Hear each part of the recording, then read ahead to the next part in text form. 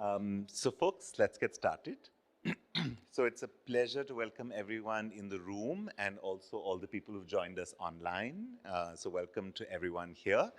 My name is Gautam Bhan. I teach here at the Indian Institute for Human Settlements, and I am delighted today to welcome friends, mentors, inspirations, comrades in many, many ways to launch and to discuss their newest text, the newest book. So please first join me in welcoming Renana, Jhabvala and Bijal Brahmbhatt to IIHS. So what we're going to do today is I'm going to get straight into it and take chair's prerogative to just ask a set of questions to both Bijal Ben and Renana Ben. They need little introduction, but very briefly I will say that they have been practitioners and researchers and writers and advocates in the space of women's work, women's lives in the urban rural areas, both part of SEWA for a long time. Renana is now currently chair of SEWA Bharat, as founder and chair of SEWA Bharat, as well as chair of SEWA Grey Rin versus many others. Bijal Ben is the executive director of Mahila Housing SEWA Trust. And for both of them, I think they represent between them decades of work on questions of equity, inclusion, gender, labor, work in the Indian space. So, but today is about the book, right? I'm holding it in my hands. It's called The City Makers. Very good PSA. There are books in the back for sale, and there are authors available for signing, which are rare combinations. So take advantage of 1 + 1 and make it 2, and have something to take with you. And my job today actually is, more than anything else, to give you a sense of the book itself. So I've long thought, many writers always feel that they want their writing to talk for them. So we're going to intersperse the question and answers with direct readings from the text so that you can get a flavor of the book itself. And I say this because I think one of the joys of this book is that its language, its tone, its tenor is an invitation to readers to sit and spend some time. It moves between story and data, place and multiple scales, policy and practice, reflections. And like in some ways the work of SEWA itself, it takes the affective and the ethical and the emotional as seriously as the technical, the political, and the empirical. And I think a lot of work on the cities and a lot of writing on the cities tends to almost intimidate readers, right? You have to be good enough to understand the complexity of this book.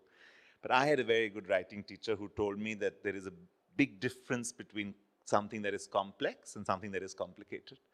And our job as writers is to bridge this gap, right? And to invite people into complexity, but not threaten them with complicated language. And our work is to translate. Our work is not to make a simplification, but to simplify, to bring people into the conversation. So without anything else, I'm first going to invite a reading from the text, and we'll do 4 of these so that you just begin to hear the actual rhythm of the text itself. So our first reading, would you like to start? Start with the reading. Now, how do I do it? Do I hold this? I can hold for you if that's easier for you. No, because I have to turn pages. So why don't we start? We'll figure it out. Yeah, okay. Yeah. So thank you so much. And we're really happy to be here, really happy to introduce this book to you. And let me take off my glasses. And both our readings, the book is about change, but the book is about how these women, who you will hear about, bring about change. And so we have chosen to start with them. I'll start, and then my first reading is a little long, but I will start, and then I'll hand it over to Bijal Ben. So this is about Meena Soni. She's a trustee of the Mahila Housing SEWA Trust, which you've just heard about. And she raises the voice of countless urban poor women because it was not long ago that Meena herself was one of those women living in a 1-room ramshackle house with 6 family members, no proper toilet, fighting for water with everybody else, wading through knee-deep water and often sewage when the rains came. Her husband's poor health meant he could not hold down a steady job, and Meena worked by stitching clothes for women and girls. Now, on to the next. Sorry. Yeah, this is a little awkward. Okay, no, I've got it. Meena would have to go and get water, and in the long wait for water, Meena often heard her neighbors speak of attending meetings organized by women who came from outside. Even for Meena, often there would be a knock on her door, and a voice would ask if Meena was home and would she be interested in coming to a meeting. And Meena would change her voice and answer, "वो तो घर पे नहीं है." Working from dawn till late night, Meena had no time to think of anything other than stitching the next salwar and earning a few rupees. But one day, her curiosity got the better of her, and she went for a meeting. The year was 2003, long ago. At the meeting, she heard about an organization called Mahila Housing SEWA Trust, or MHT. MHT Behens would tell the group about their rights about a program for the settlement called Parivartan, launched by the municipal corporation. This program was designed to bring water, paved roads, sewers, and toilet right to their home. Gutter, pani, sadak, or toilet in their settlement. The women of Vishwasnagar were not sure they had heard right. To access these facilities, the women needed to form a group, pool together money, with each household contributing rupees 2,100, which was a lot at that time. And it was a huge amount. The MHT Behens helped Meena and her friends open an account in the Seva Bank. Meena Ben began to save whatever little she could from her daily earnings, and such personalized service her bank gave her. The representative came to Meena's house, collected her savings, updated her passbook, gave her a receipt, and she came when it was convenient for Meena. Then the time came that they had to form a SCAG. This was something that the municipality told them, a community action group consisting of 11 women. When it was time to choose a leader for their CAG, the women voted for Meena. It was the community action group leader's responsibility to get the signature of the municipal corporator of their ward. All the women in the group were counting on her. Meena can never forget the day she met Neeta Patil, the local corporator. It was a Wednesday, her husband's weekly holiday. She served breakfast to her husband. The corporator kept Meena waiting for 3 hours, but not one to give up easily. Meena waited. Armed with the signed application, Meena reached home. She would share the good news with her group in tomorrow's meeting, which she made sure she would attend, even though she was severely thrashed by her husband for daring to go out of the house without his permission. But a year later, MHT offered Meena a position as a community organizer. Meena successfully created many community action groups, empowering women like herself to take action, and trained women to take leadership of the CAG.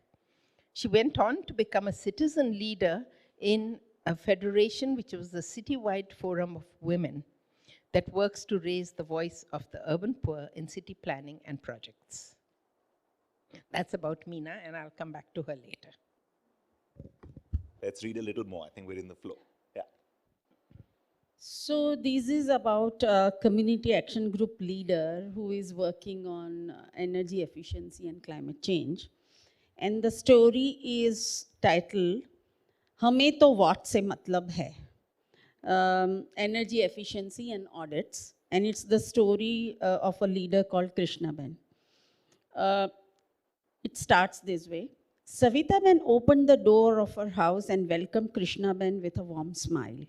The two women had developed a friendship in the course of Krishna Ben's regular visits to the locality to popularize the adoption of energy efficient practices in low-income households. Krishna Ben had come today to repair Savita Ben's stove. Not so long ago, Krishna Ben herself was a skeptic, unable to truly understand how legal connections would be more beneficial. and cheaper in the longer run because they did not have it at that point in time. This is around 2003 in Ahmedabad and largely in Gujarat also. And later on, she actually, through the community action group, got the legal connections. I'm not dwelling much onto that because many cities in India, you will see now have a legal connection, even in the informal settlements. The households that got connections continued to pay 50 rupees per electric point, and spending rupees 4,500 to install a legal meter in their house. And when Krishnaben herself got it, her bill for the first month was rupees 900. So she earlier had 3 points in her house and she used to spend 150 rupees per month as the bill. When she later got a legal bill, the first bill was rupees 900. How was she to afford this? She asked the MHT coordinator, wasn't it better to pay 300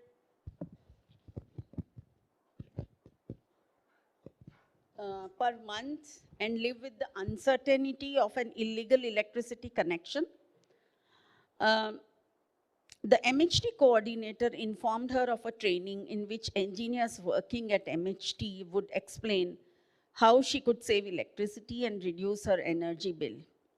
Krishna agreed to go. In the training for the first time, she heard the word watt, understood how the wattage of an appliance affects the consumption of electricity, and learned energy saving practices. After the training, she was offered the position of an energy auditor with MHT. Her role would be to visit houses in her community, explain to them how they could save electricity, and get them to adopt energy efficient practices. Before venturing to speak with others, Krishnaben implemented all that she had learned in her own house. She knew she had a kerosene chula and she knew that an LPG connection would be cleaner and cause less indoor pollution. Even though the government had a program to bring LPG connections to the homes of urban poor women, a refill cylinder was expensive. She chose then, as an energy auditor, to invest in an ISI marked stove. When she needed to replace her room cooler, she made sure that she bought one which had a 5-star rating. She was also trained in the repair and maintenance of these appliances. Confident in the knowledge she had gained and the actions she had taken in her own house, Krishnaben began advocating with her neighbors and the members of her CAG to switch to legal electricity connections and adopt energy efficient actions and products. Krishnaben became such an inspiring energy auditor that when MHT needed a trainer to train women in Bhopal, they approached her. For someone who never used to leave the house, because I believed that my husband's claim that if I went out by myself, I would get kidnapped. Today, I travel alone by bus to other localities, carrying my meter and my tools in my handbag. Women call me to repair their stoves or to speak to the members of their CAGs to convince them to make the switch to legal electricity connections, Krishnaben says proudly. So you get a sense of, the first readings in terms of how some of the terms that we understand structurally, right? Energy efficiency, household adoption, translate into very real choices for very real women. And I think that's one of the really lovely things about the book, this ability to move across scale so that these stories are neither case studies or best practices, but complex, actual lived stories that come from this experience. And I think so much of this comes because both of you have lived these experiences so intimately with communities. So as people who have been so involved in the practice of things, you are running these programs, you're running the trainings, to stop and write, to turn into another kind of practice, what motivated you to say, we have to tell these stories, we have to write this form of a book, right? Because we've also been hearing, I've been on so many field sites where SEWA works, these stories are already circulating, the women are talking, you hear them, they have their own circulations. But the book is this particular form, right, of putting it down. So what made you say, we need to write this, we need to write this book? What motivated you to start? Bijal, you want to go first? I have to leave just because on the online. Add on. I think at this point in time, Mahila Housing Trust was 25 years old, and we had critical number of groups across states in the country. And we saw that these women really understood technical things. They understood urban planning. So for me, they were barefoot urban planners, they were barefoot engineers, and they were, you know, they had now this agency to be able to change not only their settlements, but over a period of time, their wards, and even, you know, work for the formal citizens and influence city policies. So I think I thought that was very exciting, and I think a very innovative model which we could take across geographical scales and also probably vertical scales in terms of working with the government. And that's what really motivated us to write this book. Yeah. Well, I'll just add, which is that what we saw over time, as Bijal Ben said, is that women who were regarded as beneficiaries always, were actually, when they were given an opportunity, they would develop into leaders. And they would lead not only within their communities, but they would lead, in fact, a lot of what Bijal said, city planning issues also. And we thought it's important to bring this out. And the things we wanted to bring out was, one, that this can happen and does happen and is continually happening. But two, that it does take time. You can't, you know, there's no instant solution. Everybody's looking for an instant solution. There isn't. In human lives, changing social structures, political structures takes time, but it does happen. So I think that's what we wanted to bring out. And we, as Bijal Ben said, we feel, you know, this is very replicable. And the other thing we feel is that it should be recognized at the highest levels, which it isn't yet. But we thought that if we can bring it out, maybe more people would hear about it, and also acknowledge and give space to these kind of women. And I think this changing of perception, right? This changing of the way one regards so many of these spaces, these women, these lives, some part of that is also then about the language in which we use to recognize, right? So if I think of, in the time of your practice, to think of acknowledging women's work, then thinking of the word informal economy in its right, then thinking about the various language that has come from the field to describe, and now you've given us this new word called city makers as the title of the book. And I feel like one of the things that writing also allows you to do is to say, this is the language you should use to speak about it, and the language changes our perspective. What's your hope that behind the choice of this title, this phrase? What is it that you're hoping that it could allow us, allow all of us as readers to change the way we talk about cities and talk about working women, right? Because these are inextricably connected in Sewa's work. So talk to us a bit about this choice of the title.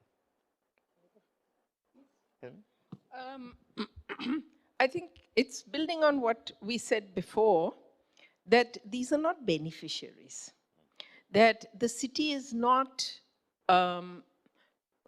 made, not developed, not changed by only, you know, people sitting at the top and the city developers, the municipal corporation, and the real estate people, who of course have the biggest say in the city development. It is also changed and made different by these women. And we have actually seen parts of the city and the city planning, and we have a very good story on electricity we should tell you at some time. Whole cities change because of actions that these women have done. And usually those are not recognized. And we want them recognized, that the city, parts of the city policies have changed because of them. and therefore they are the city makers. Yeah, it's something which has personally always, aggravated me is what I like about Sewa's work and about Mahila Housing Trust's work is the fact that women are recognized as workers, that women are recognized as city makers, which makes them stand apart. In my journey in this sector, I have seen so many women's organizations working on very womanly, I shouldn't call that, but issues like violence or probably safety. And while they are very well placed, that still does have a place in our society. To me, what is empowering is this entire thought and the story to be brought out through the book that, they can contribute to a city making process and they can contribute to it very scientifically, talking urban planning, talking engineering solutions, which is something that, people don't usually in our society expect that women can do. Still, I'm so sorry. And just, we've gone way, way, way beyond wo bichari, because that's how they're regarded, wo bichari. Absolutely. And this is a totally different person. It's not that. And in some ways, while so many of these challenges persist, when you think back 25 years of MHT, but in your personal life, both your experiences much longer even than that. What have you seen in a way? What are some of the things you've seen changing about the thinking, the practice around these questions of women workers, and particularly informal women workers, but I would say women workers?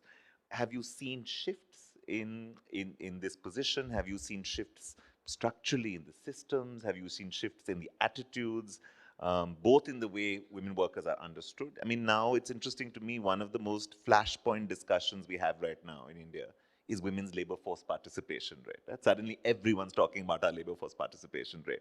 We've been talking about this work for a very long time. So both good and bad, what are some of the things that you look back and say, okay, from where we started, at least these fights have gone, but these new fights are here. What's changed? Okay, this is a very Top three. complex and complicated question. Okay, let me say a few things. First of all, this women's labor force participation. I didn't want to get into that debate, but since you've raised it, we have always believed that the figures are wrong. I'll give you one example. I mean, we've been doing research ourselves, but you go to a place and women are working, and I'll give you an example. We work in Bihar. The women's labor force participation in Bihar, I don't know if any of you have been to Bihar or are from Bihar, is 10%. Or this time it's 9%. 9%. You go to the fields and they're all women working there. You go to the construction site, there are women working there. We did a study, or we didn't do it, we outsourced it to a research institution. We asked them take the same NSS definition, but ask the questions deeply. Don't just say ki tum kya karti ho, tum koi kaam karti ho ki nahi, nahi main koi kaam nahi karti, and that's the end of it. They found that it wasn't 10% at the time. This was 2013, 14. But it was 56%. So a lot of the work that women do, and I'm talking about work which is classified as productive work, is not counted. And therefore, this decreasing women labor force participation, and it's only, what is it now, 24%? Well, that it's, it's kind of bogus. But it's important, because if you don't recognize that work, you don't invest in it, you don't train in it, you don't help them to market, you don't. So the thing is that this whole, that's what I want to say on this. Now, I want to say something on the informal. Especially since we're talking about cities and land, as we've developed this term informal, I'm going to talk about 3 types of informal and how they have developed. So there's the whole issue on informal work. When we first started Seva Union, informal workers weren't workers at all. They were never recognized. No unions organized them. Today, the government recognizes informal workers, the social security schemes recognize them. And the oddest thing is that all the big unions are saying that 50% of our workers are informal workers. So informal work is now recognized as important in this country. But that's not the only thing we look at. There's also something called informal income. Because Seva also does banking, and so does Mahila Housing Trust. Women need money. Money is, what is the oil that moves. If you have informal incomes, you don't get a loan. If you have informal incomes, your income are not recognized in the whole, say, in income taxes or anywhere. Subsidies. Now, informal income has been recognized by many banks because of the whole microfinance movement, which also was started by Seva, just by the way. There's a third informal, which is the most difficult and is hardly, which is our next challenge, I feel, and which is coming out here, which is the informal titles. And that's very important for cities. Informal titles range from things that are totally informal and will be removed tomorrow because a metro is coming, to those who have lived there for 3 generations, have titles, but perhaps that piece of land never got NA'd, non-agricultural. It's never been recognized as non-ag. It's right in the middle of the city, but it's not non-agricultural. So informal titles have not changed, have not been recognized as something that you have to do something about. So those are the 3 types of informal. 2 have moved. This one is a challenge because it involves land. And once you touch land, you come across many people's interests. So long. I think definitely there has been more focus on digitization. But the popular thinking both within the governments and otherwise is that digital empowerment is only for generating employment. I don't think it's true. A lot of the informal women are using using it for making payments, for using it for work, especially the younger adolescent girls who get trained into computers. But another emerging area which we have not recognized and which I want to talk about is this digitization for governance. Because increasingly, if you see, when the COVID time, just to access a vaccine, you have to go on the app. Increasingly all the social security schemes, etc., are getting digitized. So I think not many people have recognized that. So while the women have in some sense started doing it, still a hugely dominated by the informal men workers, but women have started that. And we have failed to recognize it. So we need to bring in more recognition on digitization of governance. It's a challenge also because digitization would mean facelessness. So for example, in Bangalore, I have been told, "Hamare yahan to sab kuch seva kendra digitized." But I have been a party to it, and I know that when you actually apply for a water connection, it has to move 21 tables in the government. We used to map that when there was no digitization. And now what the digitization does is that it's a faceless entity. So if you don't get any answer to your application, who do you go to?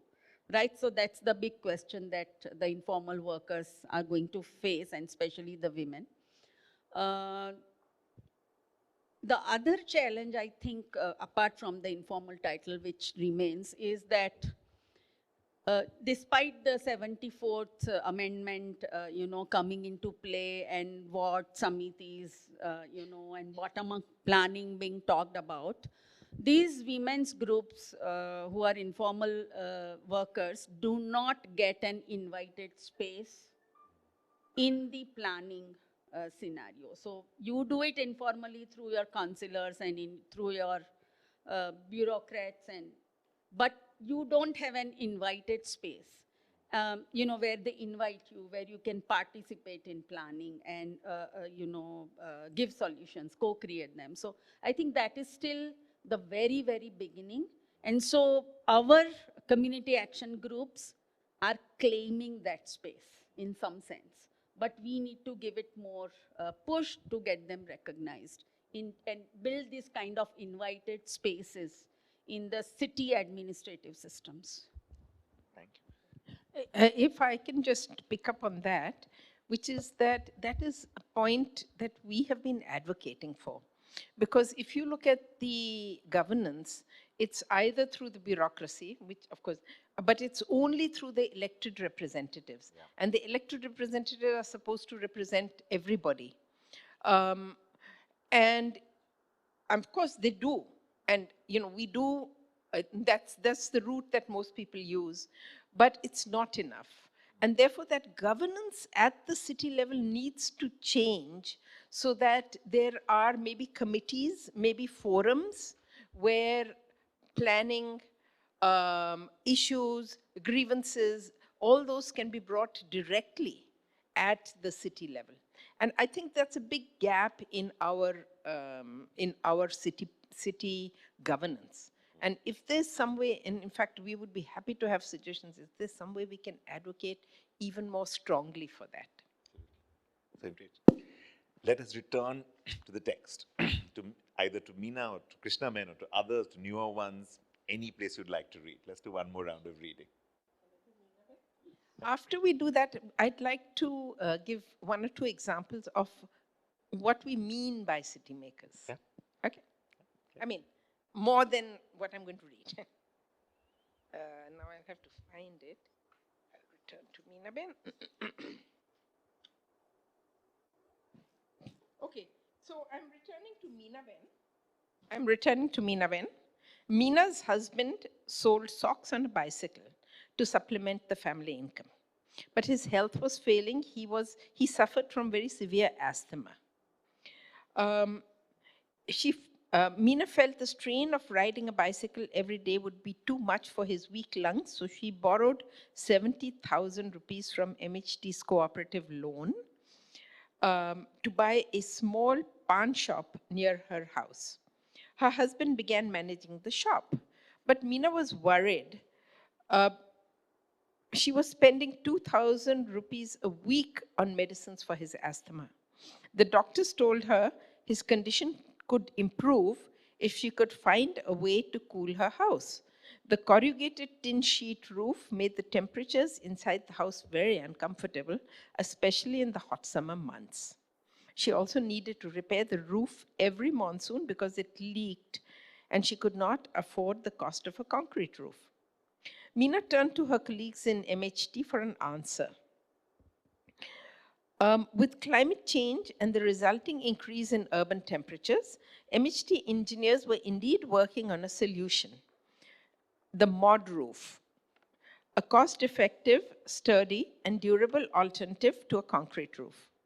Meena took a loan from her SEWA bank account, which she could pay back in easy installments and install the roof. Over 1 year, the temperature in her house reduced by 5 to 6 degrees centigrade.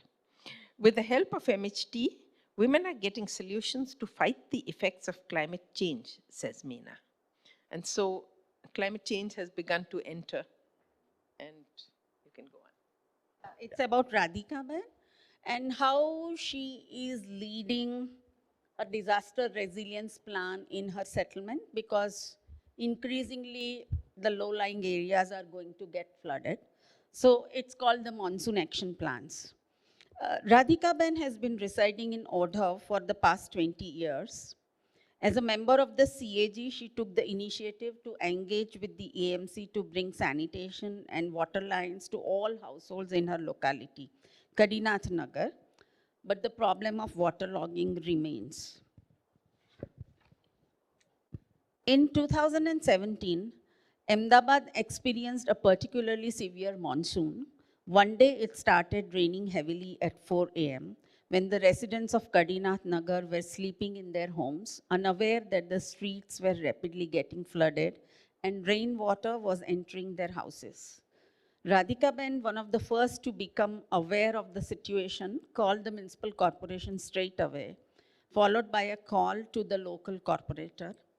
There is water everywhere, and backflow from the gutters has begun to enter the houses. She spoke urgently to the corporator. Only pumps can now drain out the water quickly. The corporation sent 3 water pumps, including one that firefighters used to pump out the water. In the meantime, Radhika Ben was making lists of members from each affected household, which would be needed to make arrangements for food and water. The corporation made preparations for them to stay overnight at the local temple.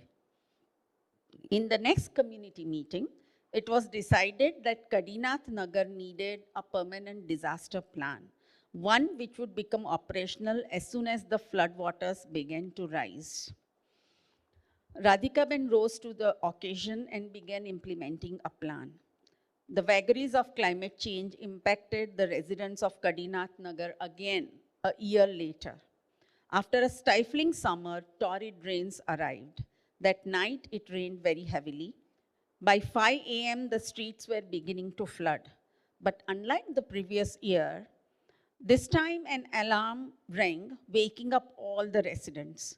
The alarm was prototype designed by MHT.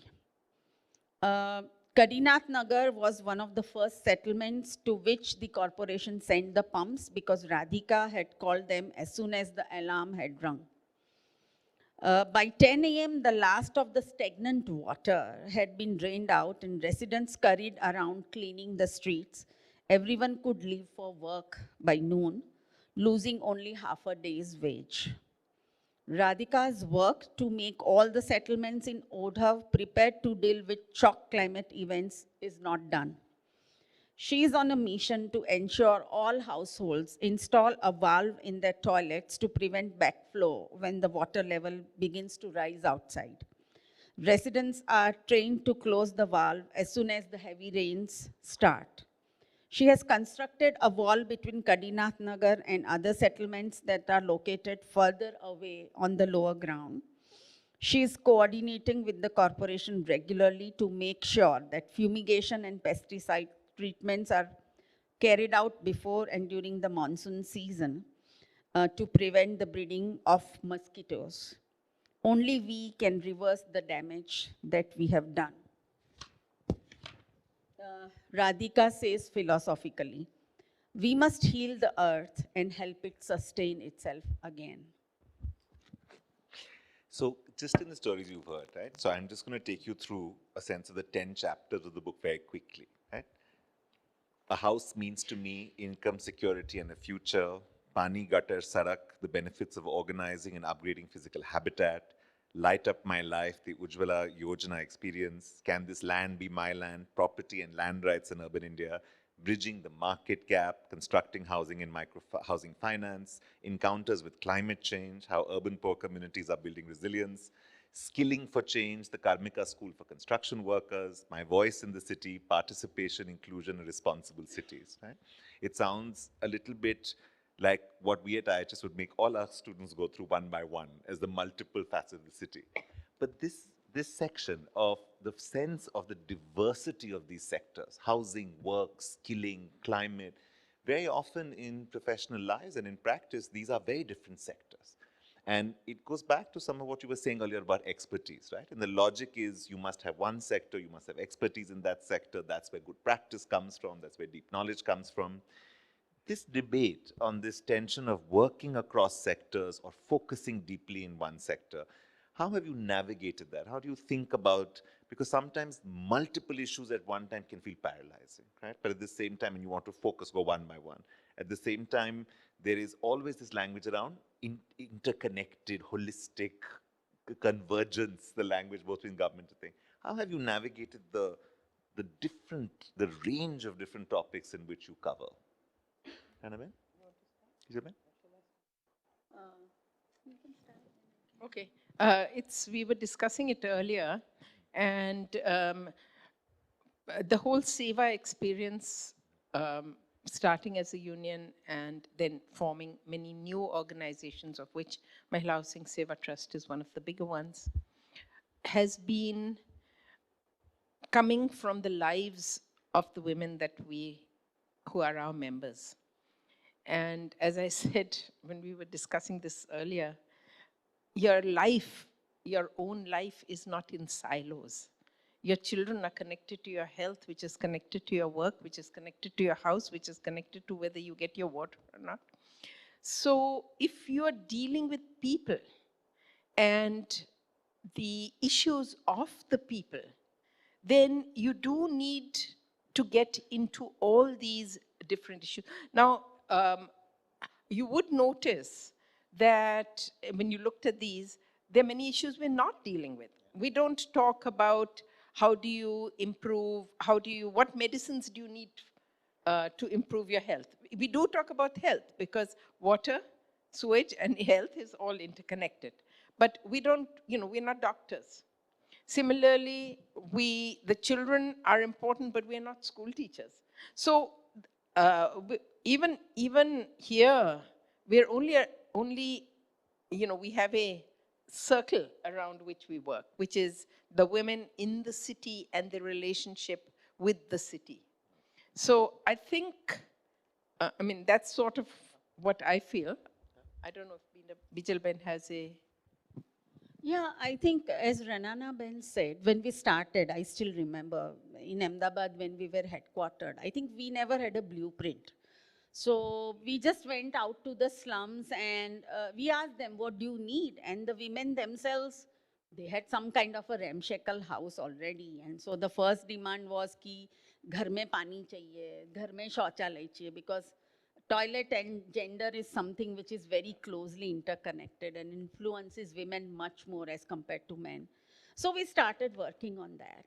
And that got us really into the land tenure and property rights thing, because we understood that if you don't have a legal title, probably you are not going to get water and sanitation.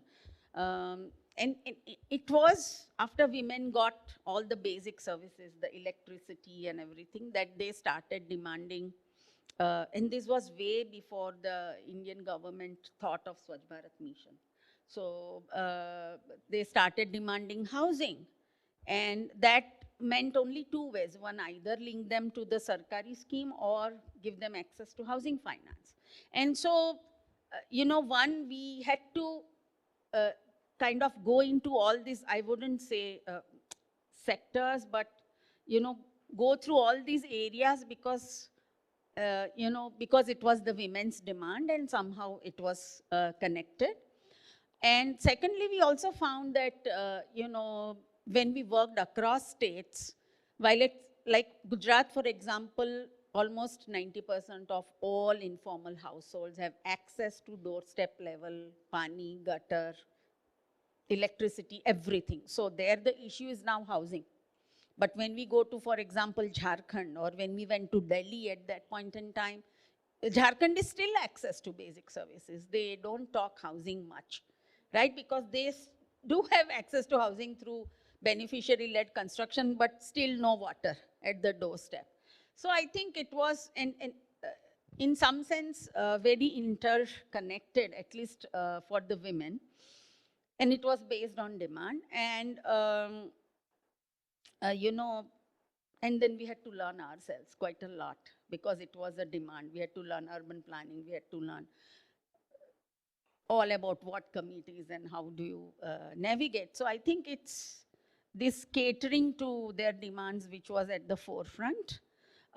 Also, we understood that, in the urban areas, climate change is, the negative impacts of climate change are going to be enhanced by the kind of built environment you have, because that's the most prominent feature in a city.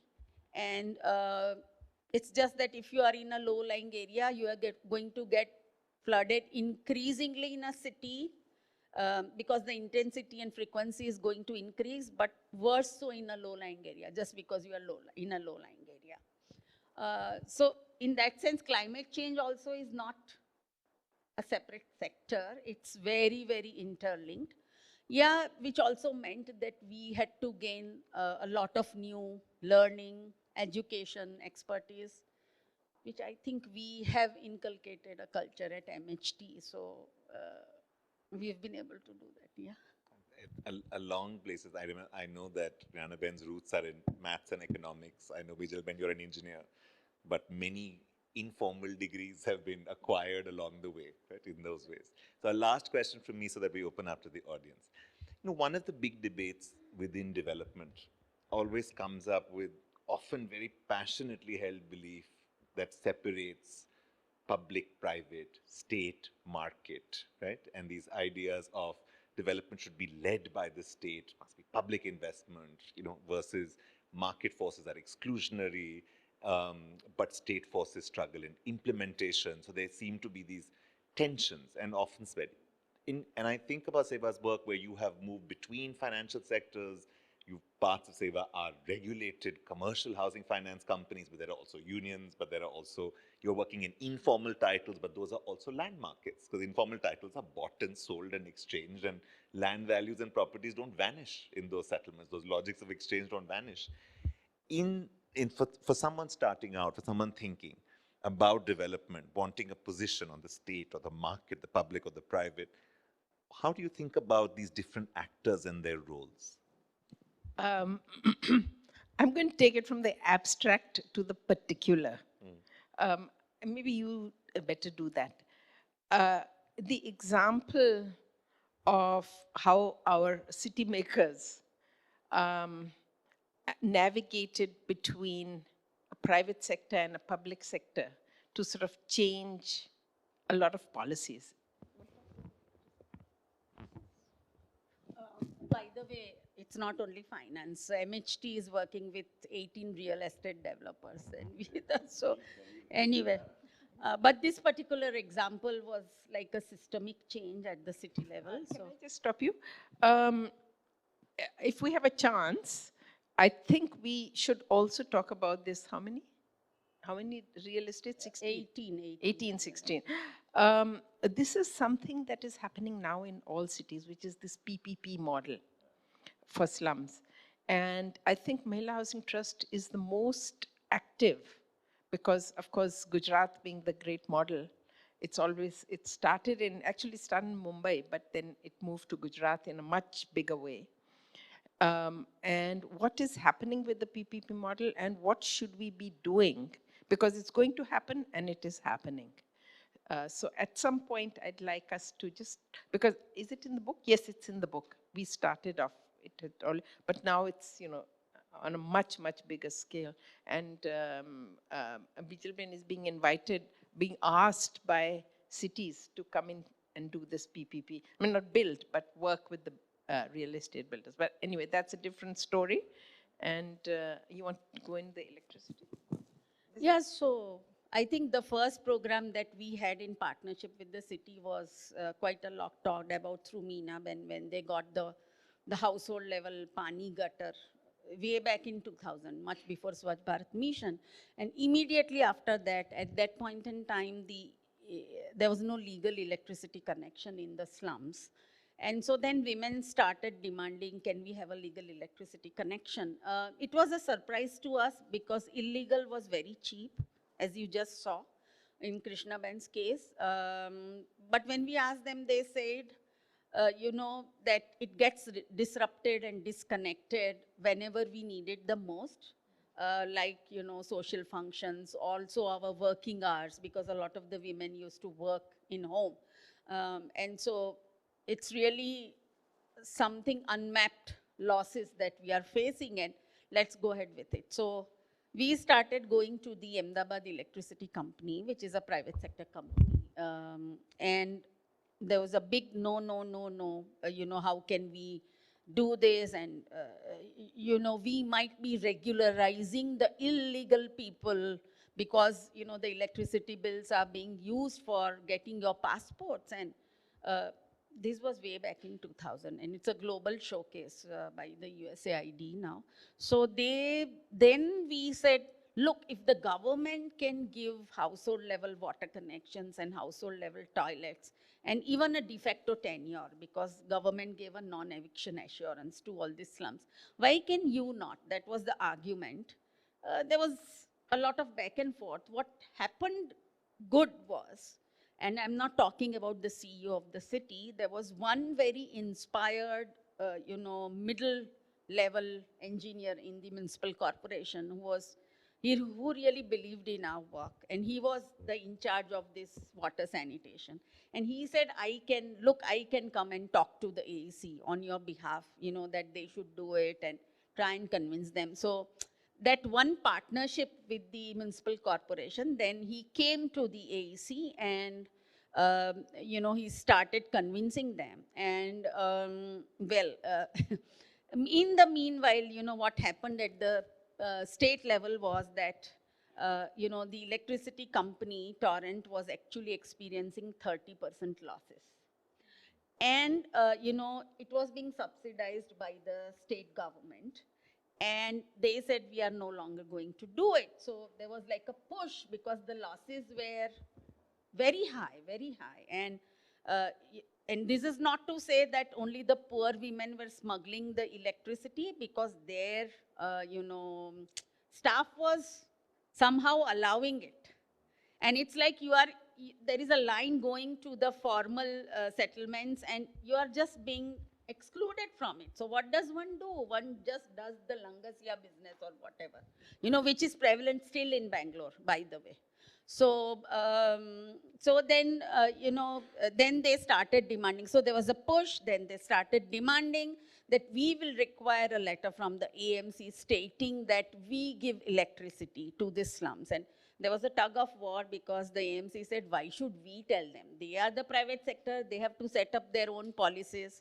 Finally, we somehow came up with a letter from that middle management, and I'm emphasizing that because all the time changes don't come from CEOs only. Is that he came up with a letter which said that we have given legal connection to these slums, and you may consider giving them legal electricity connections as per your policy. So he, no one could then, tell that you have promoted something illegal. So, we went ahead with that kind of letter in the first few pilot slums. And then they realized that the first time connection cost is very high in Ahmedabad. At that point, it was 6,000 rupees only for the connection, not the billing, because it's a very efficient private utility.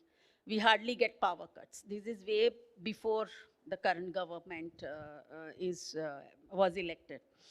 So then they said, we need financing because we don't have 6,000 rupees to give at one go. And so we tied up with SEWA Bank, and SEWA Bank also had issues because it always looks at the income, right? And it's a very individual thing. So you go up to an individual and you check the income and then you give a loan. Infrastructure development is always special. So if you bring infrastructure to the mouth of the slum, you want to include all the households. Otherwise, it will not make economic sense. So we started, in fact, that was a very old campaign that MHT started with SEWA Bank, microfinance for infrastructure, which not many people have understood till now. But what they've understood is that infrastructure giving is productive. So anyway, so then the private sector being private sector, they really understood it and कि कैसे ये सब हो रहा है. So then they said, we want to scale it up. What's the use अगर 5 pilot slums में किया, हमारा losses तो कम नहीं हो रहा है. So then, we had to go to slums which were not even given this de facto title. So, and their concern was that, look, if we give a legal connection to someone, now that we have proven the pilot slums, what happens if the slum dwellers litigate us saying that they have paid for a connection once, and if they get evicted, they should not get evicted. And if they get evicted, probably they'll litigate us. And we, So there was an... As housing rights activists, we would do exactly this. A connection mil jaye, we would immediately fight and say, now you can't cut it.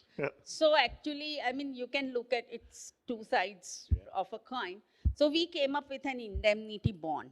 And the indemnity bond actually stated that I am taking this connection and I'm going to pay money for it. And in case I'm evicted, I won't litigate the electricity company, and I will not ask the money for the connection back.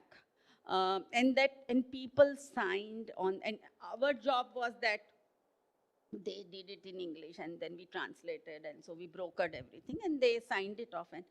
And several other systemic changes within the electricity company, like there was a bi-monthly billing and the woman couldn't pay such a high amount for 2 months. So their entire system was actually brought down for the slums to 1 monthly billing. That was something that USID supported. And then they realized that this is a big market, and it was institutionalized in the AEC. Even today, any poor household which comes into Ahmedabad, or for that matter now entire Gujarat, does not need intermediaries like us. Of course, the AEC has conveniently forgotten that MHT was a partner, and therefore it's never mentioned, no one knows about it. But that's how it came about, and I want to reiterate here, I really sometimes laugh when there are all of this willingness to pay surveys being conducted. Yeah, it's there, but how do you get the payment done? Because I have seen some of the slums taking this electricity connection, getting evicted, and of course getting a formal house by the government, but again paying for the electricity connection there. So it's a myth. They are the ones who pay again and again and again. And the end of that story is that my husband's a journalist, and he knew the CEO of Torrent. Sudhir Bhai is the CEO, no? And he met him somewhere, not even in Gujarat. And this Sudhir Bhai was boasting about how they've given electricity in the slums all over Gujarat and Rajasthan, and now they were going to go to UP. So in many ways, different logics, with different actors, constant strategizing in one way or the other, in both ways. Interesting story. And of course, if you can look at it, you can always criticize that why are you making them pay twice? What if they get evicted? But I think they do want to change their lives. You cannot continue. I know it's unfair, but what matters to us is what they want. So if they are ready to pay, I wouldn't go into an activist mode. That's our stand. And not to sort of, this is not to devalue the activist mode, but there are places where you should use this partnership model, and places and timing when you should go for activism. So sure. That's my learning. One of the oldest questions: when to partner, when to fight, when to walk away, when to invite. That was not meant to rhyme, but it did. Okay. All right, let me open up to the floor. I think we have about 10 or 15 minutes to take some questions. Anyone, I'll take 2 or 3 at a time. Yeah?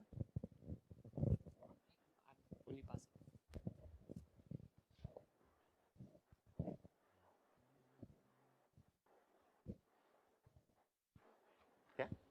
One up here.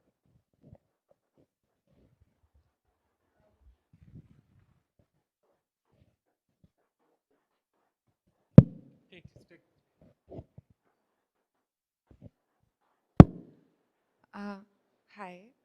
My question was, it's initially a comment and then a question, but when, say, if I have to tell somebody what you do, I would say, you're, say, founder of SEWA, director of MHT, and maybe that, but then, people still ask for these tags, what are you, and then I don't know what to say, because what do I say? Are you an activist? Are you a policymaker? Are you a social worker? I don't know.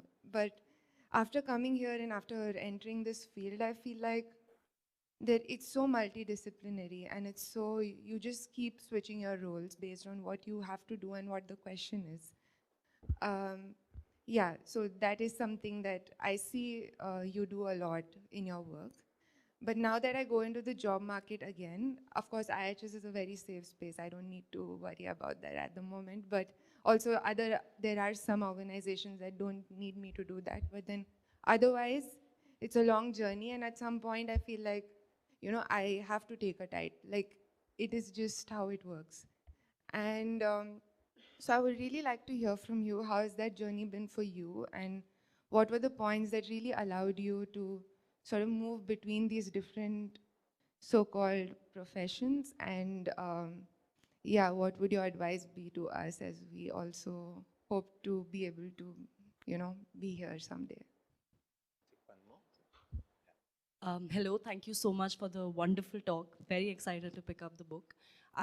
You mentioned, Bijal ma'am, about climate change becoming the biggest issue, especially in built environments. And I know that MHT and SEWA has been instrumental in bringing out the Ahmedabad Heat Action Plan.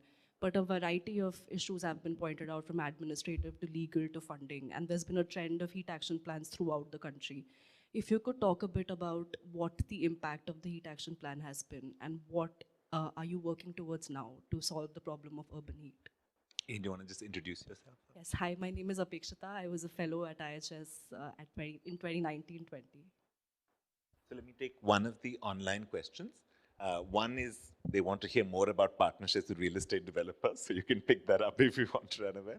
And I actually would love to add to that, because I think, just to add to that question, because I think the complexity with partnerships, like you were saying earlier in your comments, you said real estate developers have the most say in the city, right? So there's also a partnership sometimes where you know that the other actors' motivations are very dissimilar to yours, right? And those are tricky partnerships, because you're constantly saying, how can I protect the benefit of these women, knowing that the real estate, you know, in the case of Torrent, their cash loss was an opportunity, right? But in real estate, the claims are to the same land sometimes, you know, the question. So how does one think about partnerships with actors who one doesn't immediately have a shared sense of values with in that way? So, and the other question, I think, actually, let's go with these three, and then we'll come back to the other one. So.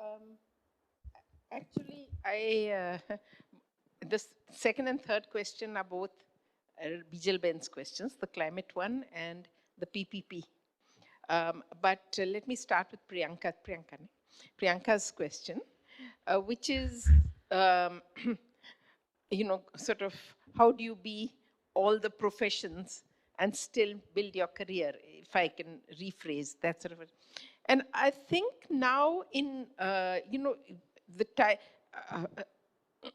Gautam had in the middle asked question about silos and expertise, but you know, I'm finding more and more in most organizations, I'm not even talking about organizations like ours, but in consultancy organizations, in UN organizations, in private sector, people require you to keep changing. The jobs are not very siloed. That whole emphasis on teamwork, the whole emphasis that, you know, the world is changing very fast, and so within organizations, they're always looking for people who are willing to adapt and learn. So I think adaptation and learning in today's world, whether it's the job market or it's where we are, is now key. And I mean, we would be very happy if you were part of, if not necessarily SEWA or Housing Trust, but if you were part of our mission to change the world, as it were. But you can do it from many different angles. I mean, you could have been that, or somebody could have been that engineer in the municipal corporation who, you know, through his method changed, or that middle-level manager in Torrent who also was ready to change. So I think one can do it anywhere, but if one has the objective, that this is what I want to do. Heat action plans and tricky partnerships with unlikely actors. I think. Yeah.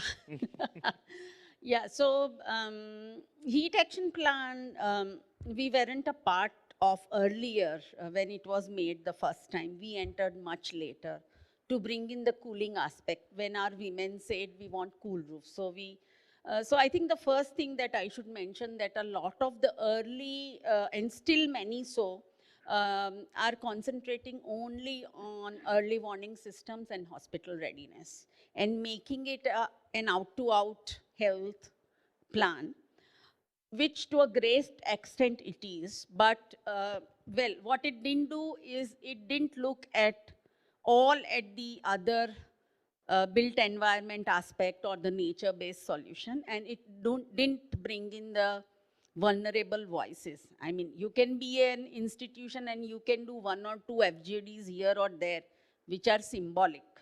But to really bring in the voices and influence the heat action plan. So what now we are trying to do is, while the health aspect is very much there, we are trying to bring in the built environment aspect in terms of cooling. We are also trying to bring in the blue and green networks. Very broad, because urban forestry is a huge part, and at the same time also knowing that if you allocate too much green lands, you are going to increase the housing price, all that, to which I don't have the answer, but all those complexities. So looking at urban forestry, yeah, and how to ensure that early warning systems reach the poorest of the poor, and they are sitting at the same table with the Sarkar, is something that we are trying to work on currently. I want to add one thing there, because we don't have a solution, and I'm just going to put it out, which is this whole thing about cooler roofs. Because even today, most of the poorer people are using corrugated tin sheets, which is very hot. I think you've measured 50 degrees in there. And there was a solution which I had read out to you, where along with MHT, a private entrepreneur had made these roofs, which was basically not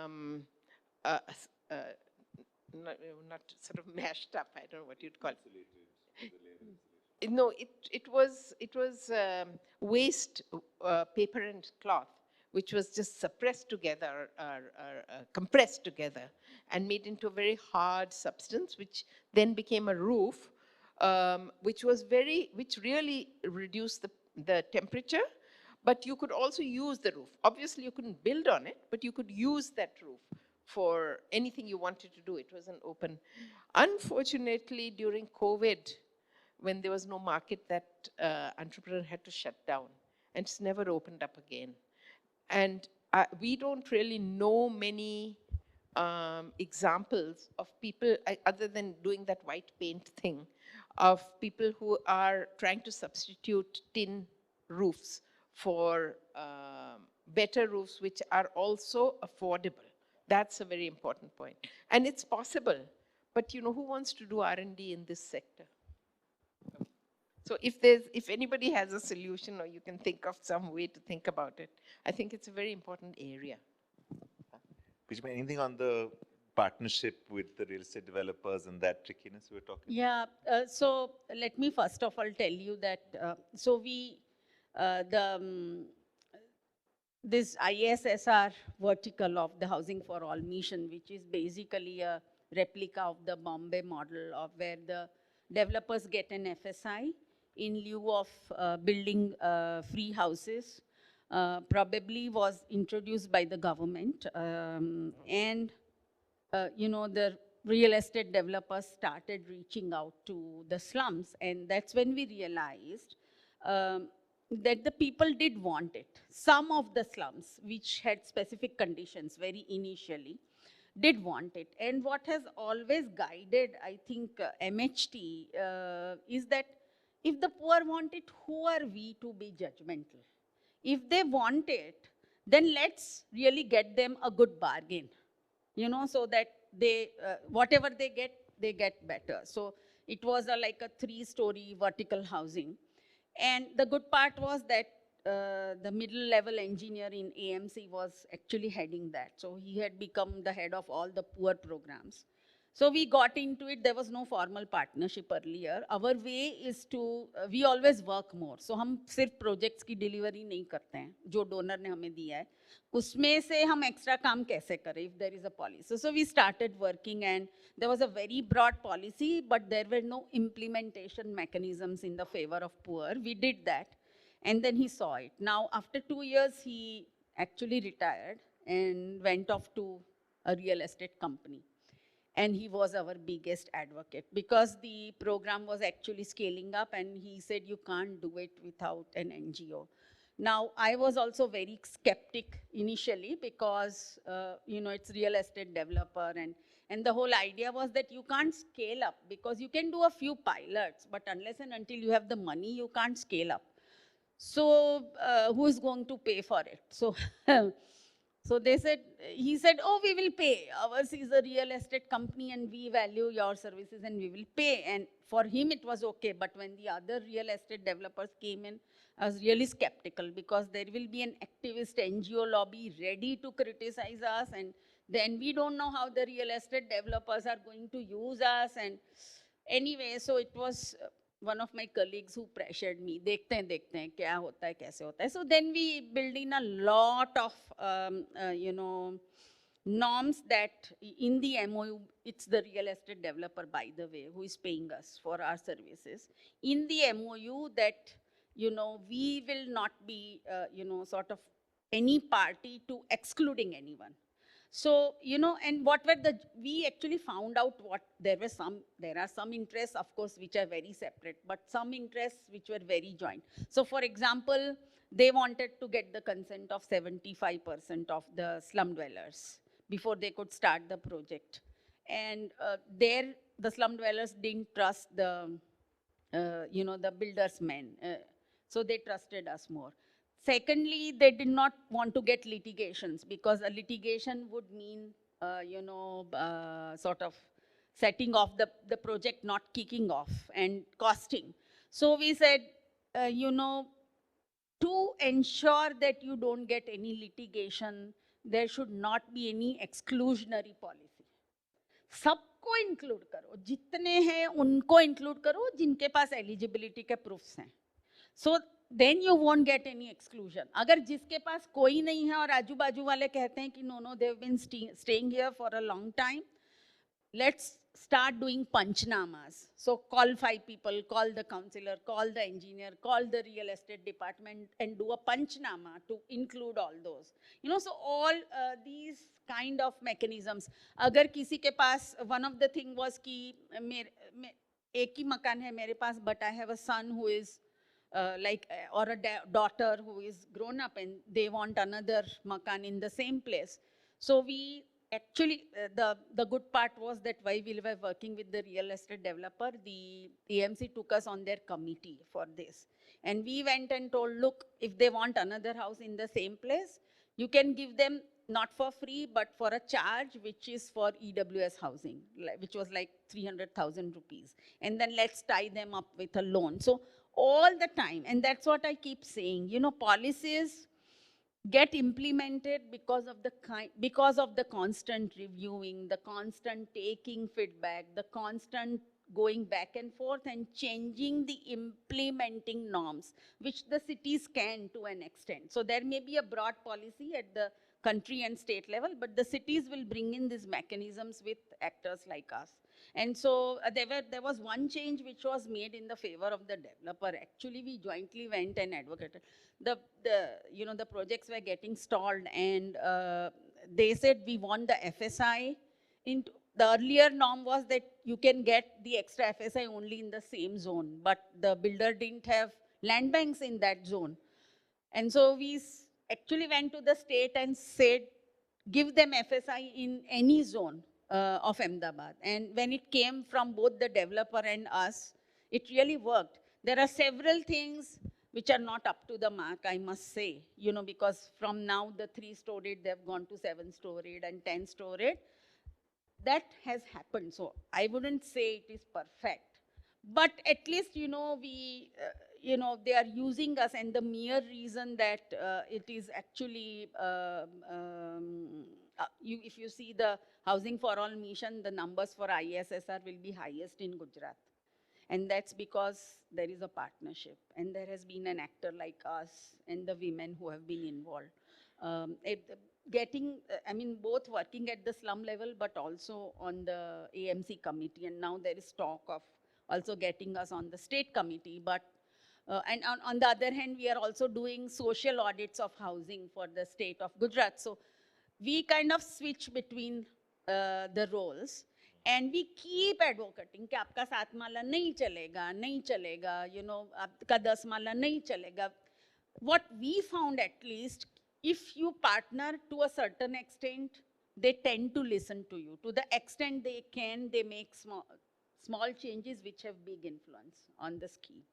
Like we brought into the all men resident welfare association, we reserved 50% for the women. It was not there earlier. So all those sorts of things. Yeah. I'm at time, so I apologize that I can't go back to audience, but we'll be here. So I wanted a closing word from both of you, which is on the subtitle of the book. It talks about how women are building a sustainable future for urban India. And I think in our current time, if there's any word that is on everyone's lip, it is this idea of sustainability and sustainable, and the second word is future. Right? So this is the currency we all have to deal with.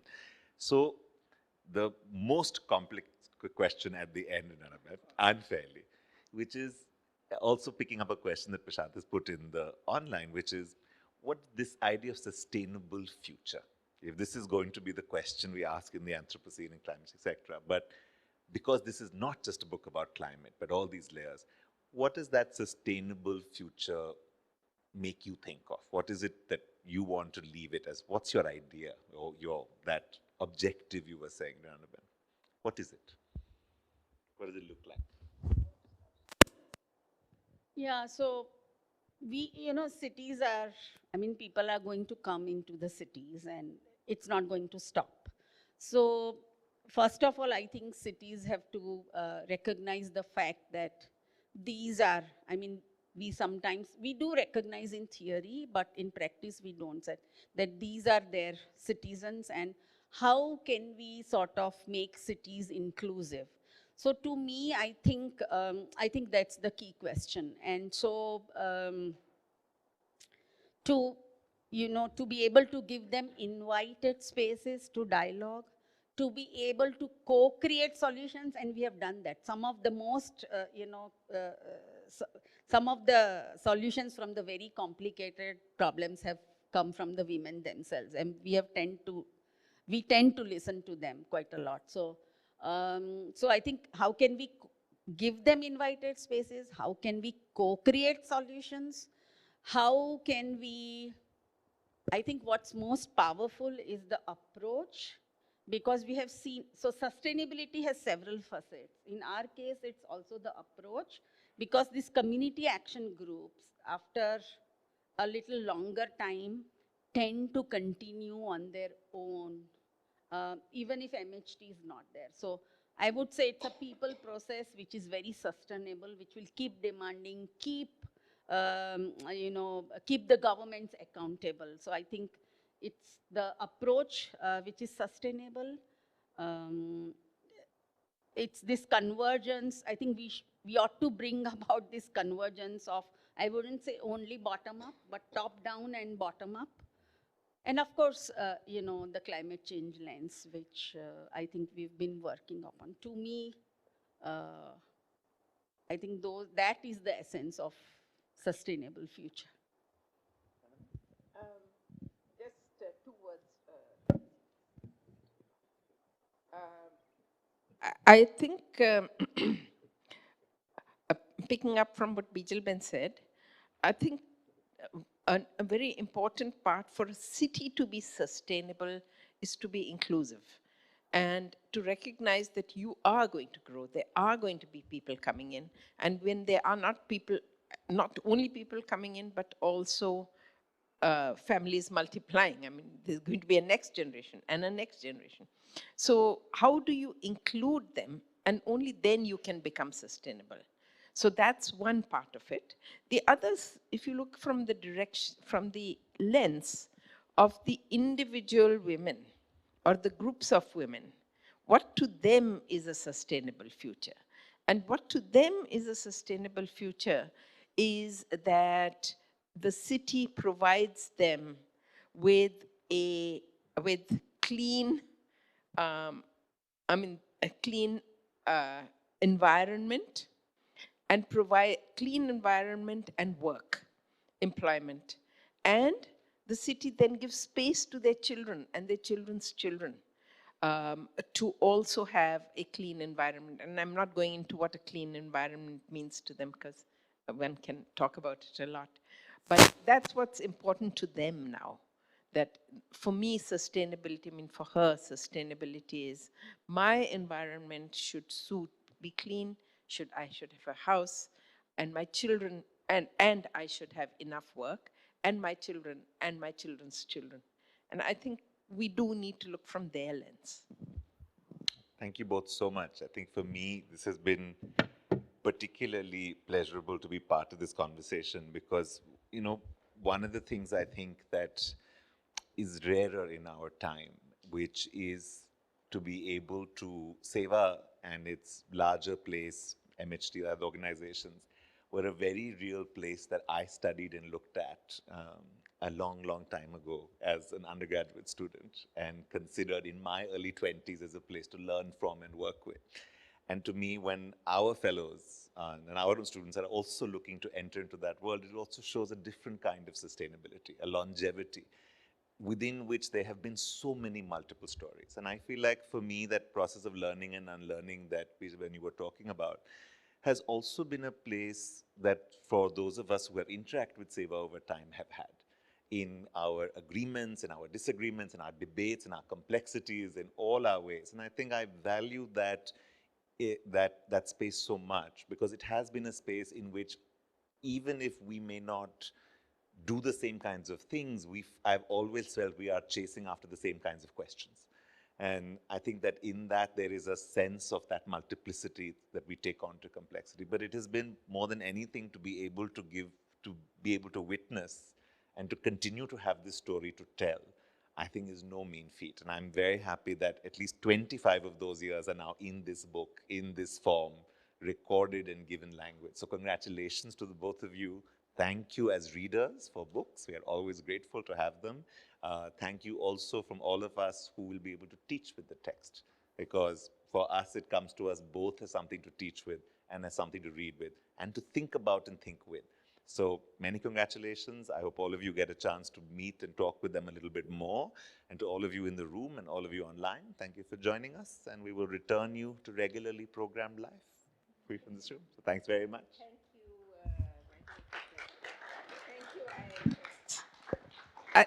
Actually, this is the first launch. So thank you very much.